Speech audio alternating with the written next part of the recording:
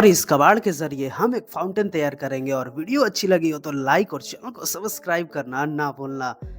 चलो वीडियो को स्टार्ट करते हैं बिना किसी देरी के। अगर इस वीडियो में आपको कुछ सीखने को मिले, वीडियो को लाइक कर दीजिएगा यार, बहुत मेहनत लगती है। हमें ज़रूरत पड़ेगी इन 2 बोतलों की और इनके ढक्कनों की। तो चलो पहले इसको साफ़ कर लेते हैं इसको अच्छे से और इसका स्टिकर वगैरह सब निकाल लेते हैं ताकि आपको क्लियर दिख सके अंदर का विज़न। इस वजह से चलो इसको अच्छे से धुल कर लाते हैं। तो मैं इसे अच्छे से धुल कर लेकर आ चुका हूँ। चलो अब हमको ज़रूरत पड़ेगी इन सारी चीज़ों की।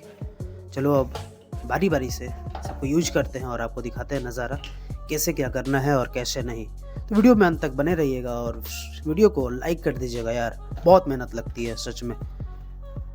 आपको सिर्फ लगता होगा 1-2 मिनट का काम, बट ये बहुत ही ज़्यादा समय लेती है चीज़ें। चलो स्टार्ट करते हैं वीडियो को बिना किसी देरी के।